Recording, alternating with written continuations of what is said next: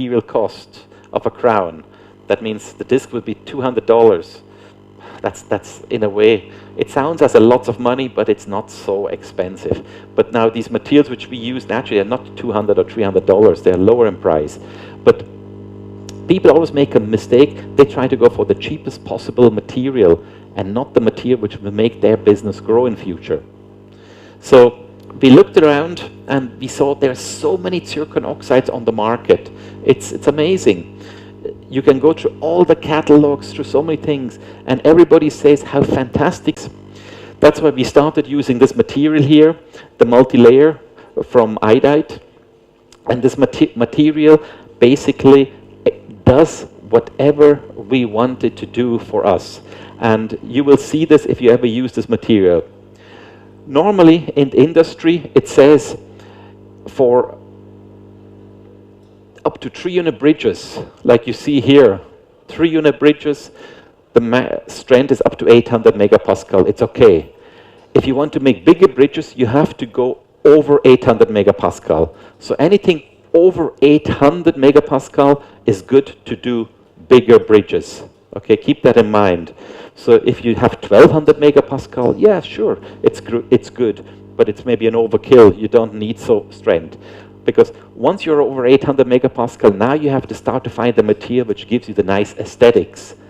Because the stronger you go, the less aesthetics you get. So finding the balance is the big secret.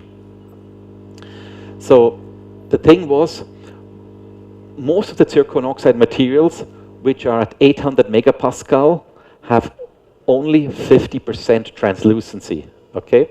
But it's very good 50, but you can only do 3-unit bridges. Anything, when you go over 800 megapascal, basically you have only 45%. Most of the zircon oxides on the market will only give you 45. That's really good, 45%. But we have now started to use this multi-layer 3D Pro, and this has got 57%, like you see down here. It's the highest translucency you can find in the market. Nobody has even come close to this. I've done any product worldwide which has got 57% translucency. And we see that every day. The crowns look like they've been built by hand. To give you an idea, this was in Chicago a few weeks ago, and I was looking around. Like the new Evoclar porcelain, which is 800 megapascal, has 50%.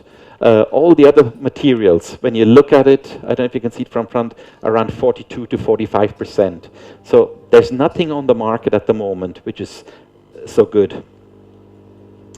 With 57% translucency, you can see how the light goes through this material. It blends in, it looks very, very nice. It looks very natural. Even if you do large span bridges, very, very natural. Okay? So finally we have a material which basically has no actually layers. It's now gradient. It starts intensive and gets slowly translucent. Okay? So you don't have 5 layers or 6 layers or 2 layers or 7 or 10 layers. It's just a gradient grow. And this is very, very nice. This is very, gives you excellent results, something like this. 57% high translucency and 1050 megapascal strength. So the maximum strength of this material is 1050, which is perfect for doing anterior, posterior, combination cases, anything you want. Okay? So let's have a look at this material. Most of the zircon oxides on the market are like this. Okay? The new one is like this, so you don't see any layers. This is a big, big advantage. So when you place your thing in the block, it always will look nice. Once more, huh? This is gone, history. Okay. Here you can see we milled a big bridge out of this material, and it's very stable, it doesn't distort, and the shades match. This is one of the big criteria. Dentists, when they send you something, they basically want that the shades match. That even if the shades are wrong, they look at the shade guide first and they say it's matching or not matching. And when they put in the mouth and it's not matching because they checked it before, they say it's matching, okay? So that's the way it works, even though it's not so nice. So my experience with this multi-layer 3D is the crowns which you see, they're all actually just basically monolithic crowns, and we can get very, very nice result with these monolithic crowns on all type of restorations. Whatever you do, it looks nice. What is the big advantage of such a material? Zircon oxide does not look gray. If we look at most of the materials on the market, for example, let's say Emax, like you see here, always has a tendency of looking gray, okay? Even metal ceramics always a tendency of looking gray. But the multi-layered zircon oxide has always got a bright look to it. That's the act of zircon oxide materials. Then a very nice aesthetic, because the shades match well. All what you see here is stains, okay? And you wonder, how can this be? I'll show it to you afterwards on the live demo. You know, you see, but this looks like it's enamel. No, it's not enamel. It's just gray or black color, which has been used there. Precision edge stability, easy to mill. It's very important.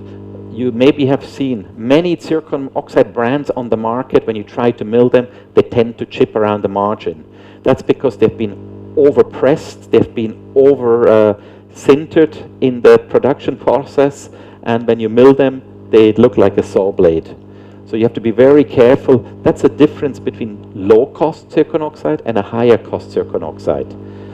I'm not talking about very high cost. I'm not talking about the German zircon oxides, because the German zircon oxides, I think, have lost the, what you call the contact to the market. The quality is very good, but the zircons don't give us the aesthetics which we have wanted, okay? That's where the Chinese have really picked up. Simple to polish and stain. You know, most of the zircon oxides are easy to stain and polish. Very high strength, where you need the strength. Speed sintering. We are using this furnace here. We can sinter here in 90 minutes. So basically, we can stack our things there, and in 90 minutes, we can do a speed sintering for 3 to 4 unit bridges. It's excellent, and the shades are really fantastic. Okay, let me go forward, because we don't have so much time. One of the big advantage when you do zircon oxide is your cost in manufacturing is very low, because when you use diamonds for milling like Emax or with Sirona's machine milling glass, you can only mill about 20 units, and then you have to replace the diamonds. If you're doing zircon oxide, you mill it, you can do up to 200. It depends on your burrs, the quality of your burrs, okay? The biggest problem most of you will face when you mill zircon oxide is that you don't realize that the quality of the burrs are so important. Don't believe what the machine tells you. When the machine tells you to change the burr, don't take that for granted, because the machine just calculates the meters. The machine doesn't know when a burr is not cutting anymore, okay? There's no way to measure if something is still cutting. So what happens, sometimes you get a bad batch, not a good batch. You try to mill, and after 10 millings, you start getting chipping around the margin, and you wonder why. That's because the batch was bad. Sometimes you mill 200 units, and you see everything is still good. You can mill 300 units. So do it by common sense. Use your eyes a little bit. We're using discs and not blocks. Blocks, like you see on the right-hand side, are too expensive in the production. The discs are much cheaper. And everybody's talking about the flexural strength, okay? Like I said before, 800 megapascal and up is all for, so about in this range here, everything up would be for 3 unit bridges. Translucency, if you look at the one which many people have been using, the Katana, the ultra translucent material, it's got only 43%. Emax has got also not so high translucency. So our goal in the lab was to get a material where we can do everything. We can do crowns, veneers, inlays, anterior, posterior, big bridges, abutments, frameworks, everything with one material. That's the goal which we all have, okay? And that's one of the problems most of technicians don't realize. They take this, and the quality is not very good. Because You can't combine two different types of zircon oxide and strength to have the same look. They always, one will look milky and the other one will look translucent. You can only use it with one product. This was a lecture I attended. This is very interesting about katana zircon oxide. This was an open lecture. And during this lecture, the speaker showed that there's nickel and chrome in the katana zircon oxide. Katana zircon oxide is not very good quality material. It's made, the powder comes out of China, and iodide uses Japanese powder. It's crazy.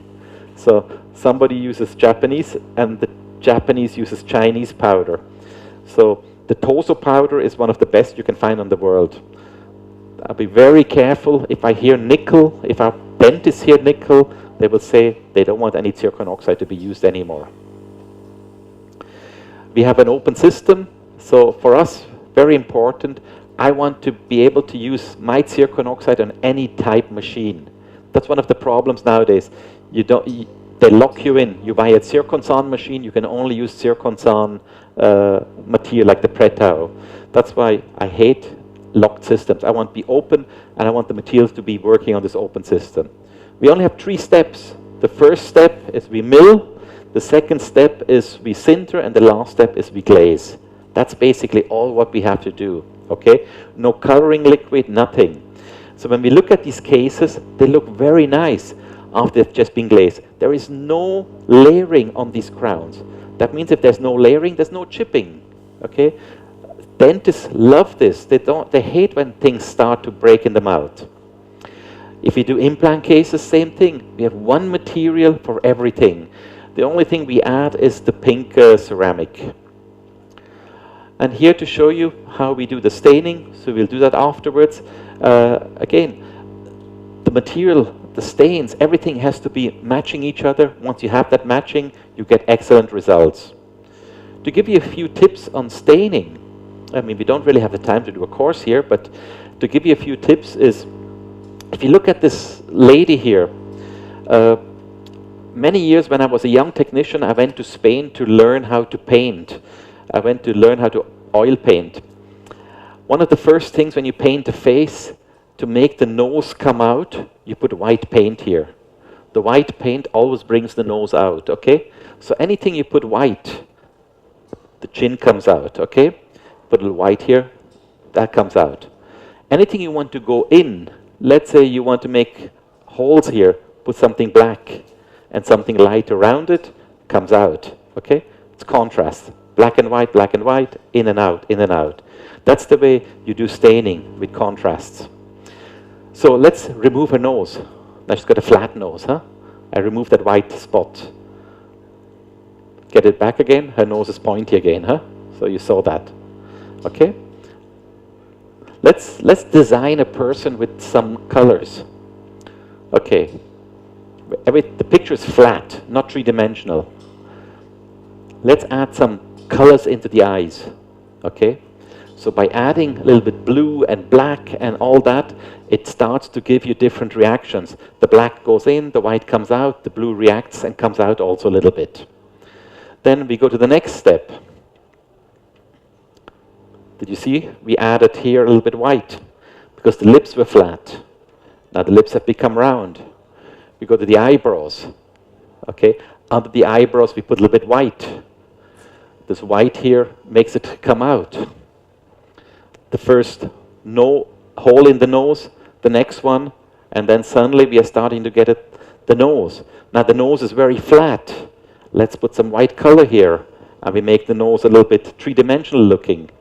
Okay, now the nose looks three-dimensional. It's all done by stains. The same thing we can enhance on our crowns. Once we know this technique, we can do it very easy. If the crowns have the right basic shade, it's a piece of cake. It's very easy. Anybody can do it. And that's why I say zircon oxide nowadays has become, in our laboratory, anybody can do a nice looking crown. There's nothing to it. And that's why I say also, in this part of the world, you still do a lot of metal ceramics, but believe me, it will disappear. Maybe you're saying the price. it'll still disappear because people want aesthetics. Patients who get something, they want something white, they don't want black margins, they don't want dark things and all those things. So we want to do full zircon oxide, but we actually also have sometimes problems. All these high translucent materials which we're using can give problems. You know, put here a translucent crown on here, it's going to look gray. Put a nice translucent crown on here, it's going to look whitish. Okay, let's have a look at this one. But if you want to make nice crowns, you would have to correct the color of the prep. Okay, now the prep is okay, and now you can make nice crowns. If you put a crown on here, look what happens. It becomes white, okay, because it's from underneath coming. Now, that's a problem with some of the high translucent materials. But iodide has really done something clever. Let me show you this. The idea is doing a masking technique. Most of the companies make one big mistake when they produce products. You know, they produce products like high opacity, medium opacity, low translucency, high translucency. But this is BS, really. Forget this. What does this do? Basically, it puts this effect on the outside. You know, medium opacity, high opacity, it's on the outside. And inside the crown where the life is, there's nothing there. So the crowns will always look ugly with any type of opacity on the outside. You have to get the opacity into the crown. So that's why the wish is to make a material which we can paint into our zircon oxide before we sinter it, and it makes it opaque. It's called masking liquid. This liquid is made by iodide, and you just paint very careful, very little. Don't put too much, because otherwise it goes through and makes it very ugly looking. So just a thin wash into the crown, you sinter it, it makes it opaque, and you have no gray shine through. That means when you do that, your crown will look like you see here. It will not shine through gray, okay? So I tried to do this on just a piece of scrap zircon oxide, and what I did was I painted the liquid on once, here 3 times, and here 2 times. And then I put this thing through the light, and you can see painting it once, it's just a little bit opaque. 2 times more opaque, and 3 times very, very opaque. So it really is a very nice masking or blocking liquid. It helps us in the lab, especially if you have situations like this. If you have an abutment with high translucent zircon oxide, everything is shining through gray. Well, if you use this liquid, it's not going to shine through gray. It's going to shine through naturally, okay? These are things which I want in the lab. I need things to help my life, to be productive. I don't want to creep around and complain and all that. Then these pictures I just made with the iPhone in the patient's mouth, okay? Because I was in the dental office. This was before, here, and then we made 2 veneers. So the quality of the picture is not so good, but it's okay. And he said, but how can you do veneers with zircon oxide? It's not possible, because they don't bond, because you can't etch zircon oxide. So I came up with this very simple idea about, before we were doing zircon oxide, about 15 years ago. And basically what we do is, we make a zircon oxide veneer, a multi-layer, so we have the enamel. Then we get ceramic powder, which is needed for veneering zircon oxide porcelains. We put it in an airbrush, we spray it on, we fire it, we edge it. After edging, it becomes bondable. That's the way we make our veneers for zircon oxide. Very, very simple technique, and they look very nice because people who want veneers want white teeth usually. Same with Maryland bridges. We do the same thing, okay? We spray on, then we fire it, and then it becomes etchable. So we can do Maryland bridges, we can do single crowns, we can do everything now, okay? And we can get very nice results. Here, I just picked up a few cases from the lab. For me now, what has become very, very important in the lab is We are living in this digital world that I don't want to see the patient anymore. The moment the patient comes to the lab, we lose time. They talk about the family, about the weather, about the holidays, and on, and I have a 10 crowns sitting next to me I have to do. That's why I hate when the patients come for shade selection, all that. Now with this new materials, we don't see any patients. And I just picked up standard cases. I don't want to just show you only the the nice cases. So these are, we do, like anybody in this room, we do average case, we do high-tech cases, we do everything, okay? Here also you see the lateral, which has been damaged here, okay, has been replaced here. And so that's what I'm trying to say. We did not see any of these patients for shade selection or try-in in the lab. All these cases basically are then to send us either the intraoral scan or the impression. We make it, we send it back, and then we get the pictures. Okay, so all these cases are standard multi-layer, non-layered crowns. All are non-layered crowns, huh? All non-layered. Okay, so we can do all kind of techniques with these materials nowadays. And anybody in this room is capable of doing nice aesthetics. What I'm doing here, anybody here can do it if you use the right material. That's the whole secret. We're working at the moment on future possibilities, making the bars out of zircon oxide. Okay, so there are some possibilities, there are some techniques we have found where we can do it. You know, the thing is, people want nice results. So for them to get nice results,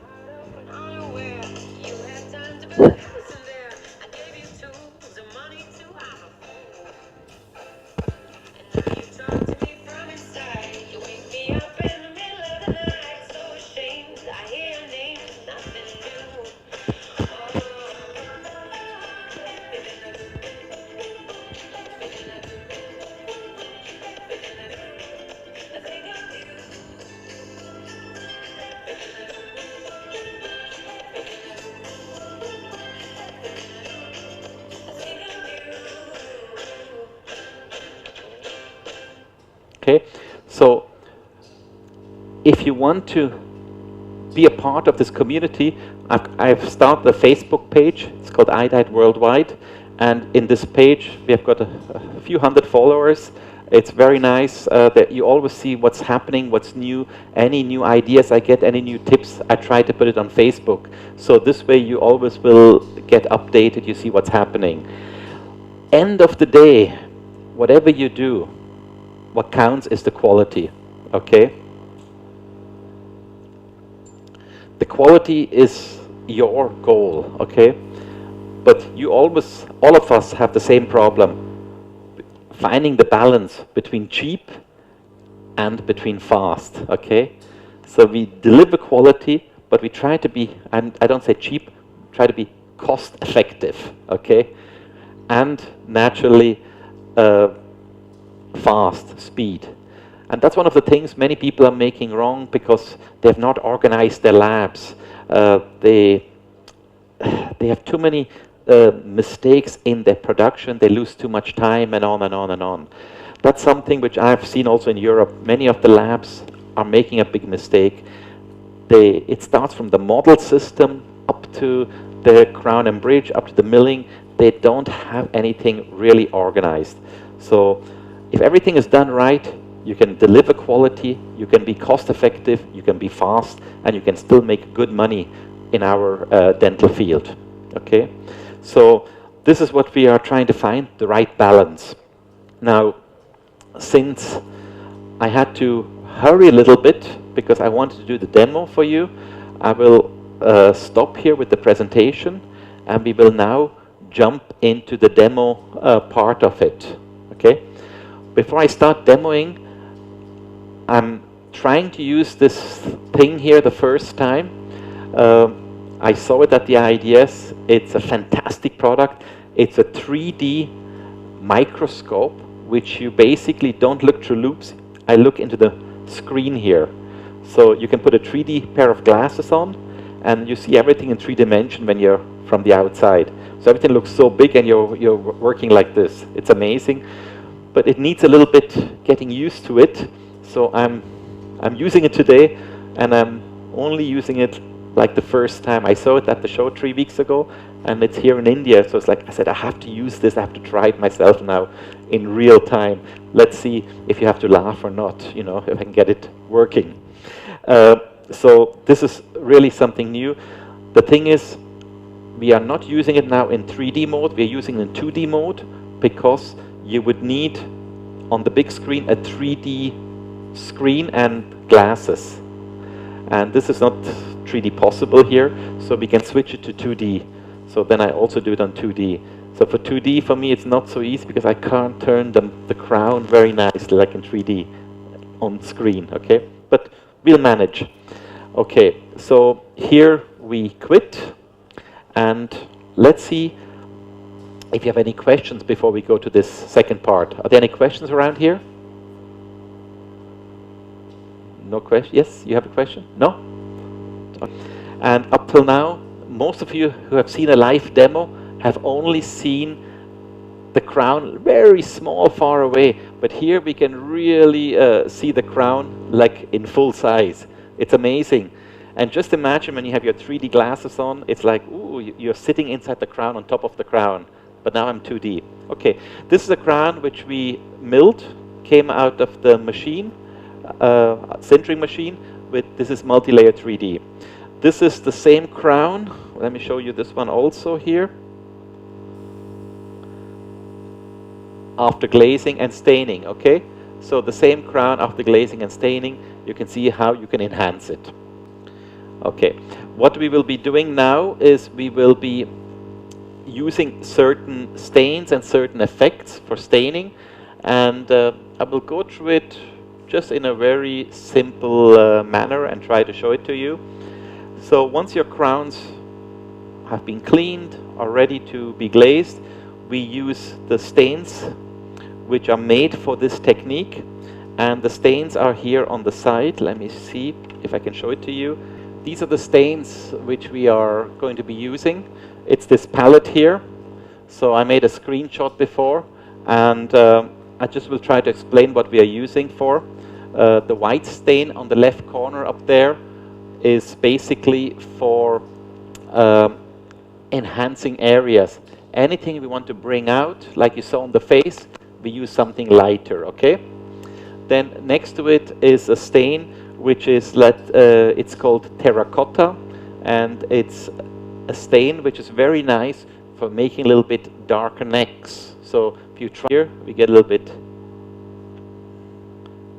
Now it's a little bit too much. Use my fingernail.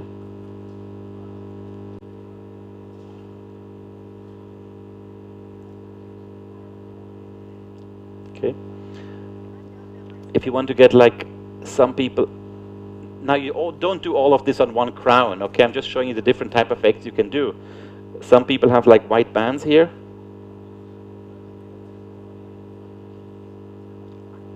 Okay, you just paint them on, and the stains really react very nicely.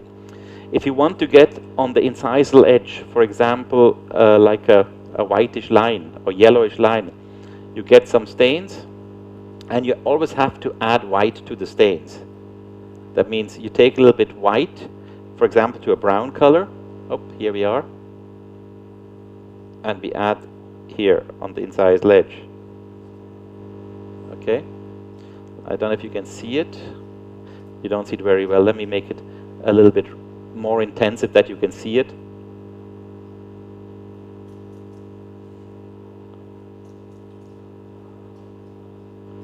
Okay, now you can see it, huh? And you see how the gray, which I had put up here, the gray is reacting, okay, with this. So it suddenly looks, because the gray is darker, the incisal is whitish brownish, so the incisal looks it's going out and the gray is going into it, okay? So that's why it looks like that, huh? Then if we go to the back side and we want to highlight a few areas, what we do is usually, people don't like it, but it's just for us, it's more satisfaction. You know, here we go.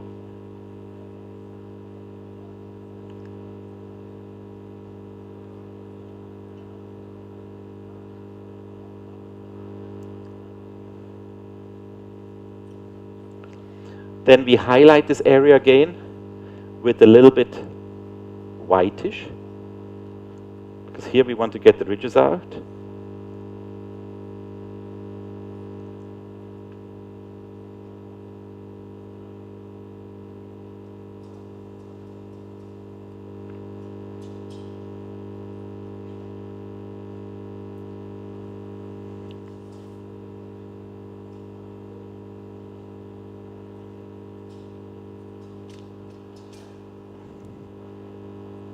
So anything you make like whitish makes it come out, and the dark one goes in, okay?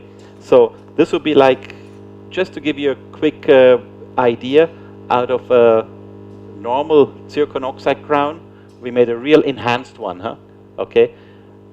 But you can only do that if the base is right. If the zircon material underneath has this reacting effect, if it doesn't have that, you cannot do it. Let me show it to you once more. If I take my finger and I just go over it, what's going to happen with this crown? Okay, let me see here how it was before. All gone, huh? You saw we put a three-dimensional layer. That's why. That's what we do. Any painting you see, any picture you see over here, the thickness of these pictures are what? Just a few microns thick, but they look three-dimensional because the colors have been used the right way. But again, if the base is right with the translucency levels and all that, then it's a piece of cake. Then anybody can do it by knowing this. That's why I've been teaching all these courses, this staining, glazing, and all these tricks. I do lots of courses for people who have lots of problems with zircon oxide, with the materials, how to increase the business in the laboratory. All the time we're doing these courses. And I can really recommend this. Let me just show you. Do I still have a few minutes left? Or have to quit? Can I continue or? Okay. Otherwise they'll kick me out here. Okay. Let's go to this one here, huh? You can see how nice already here, the translucency of this material. It's beautiful. Same thing here. Get the glaze and we massage it. As soon as you massage it, it really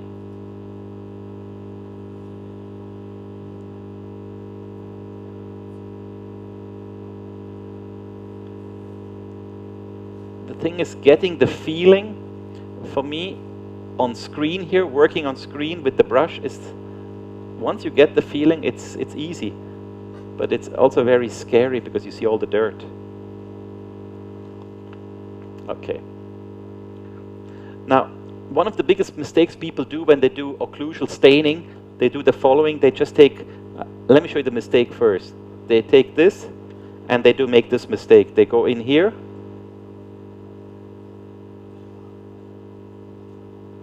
and then they go like this, chicken feet here. They always make like the lines, the full lines going through. That's a mistake. Don't do that. Okay. Let me clean this out quickly to show you. The first thing is we need to get a little bit depth. So get a little bit depth. We make it a little bit darker here. The whole thing. Just paint a little bit yellow inside it. Huh? This gives us depth.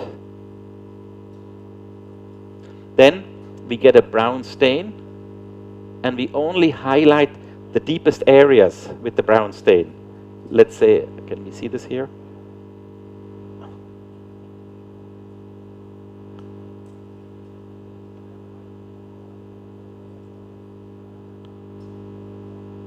Like that. We don't want to pull the stains everywhere. Okay, we just want to just 2-3 little dots. That's all what we do. The yellow, the orange color, which you see there is very, very strong on that screen. On this screen here, it's you can hardly see it. On the crown, you can basically hardly see it. Okay. Then the next thing is, if you want to enhance, you can enhance the cusps. But usually what we do is we put on the tip of the cusps, just here on the tip, we put a little bit white. That's the reason the Swiss mountains look so tall, because they always have snow on the tips. Okay, so we put snow on the tips of the mountains here. Okay. We do the same thing around the neck area here. We make it either with the right shade. This would be the A shade here.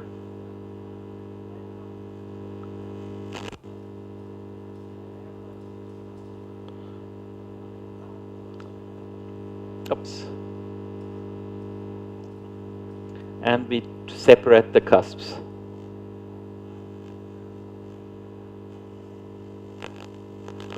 Okay, the cusps have been separated, okay?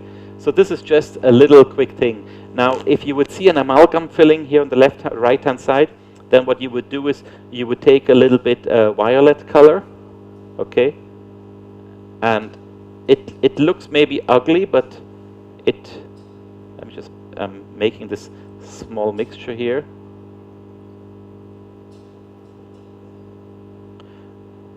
Usually when we see an amalgam filling, we try to make it like this. Just the reason we do that is it pulls in the color.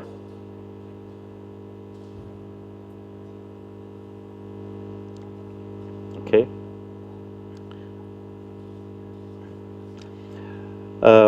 This sometimes is not so good. I would not recommend doing this, because maybe once that amalgam gets replaced, then your crown has got this effect on it. Okay, it's more likely that the amalgam filling gets replaced and not your crown, which is next to it. That's why we used to do this in the early days all the time. We used to do this coloring, but now we have stopped doing it. So these were just a few tips and tricks. Something which, let me tell you, very, very, very, very important. When you do zircon oxide, be careful when you do your separations.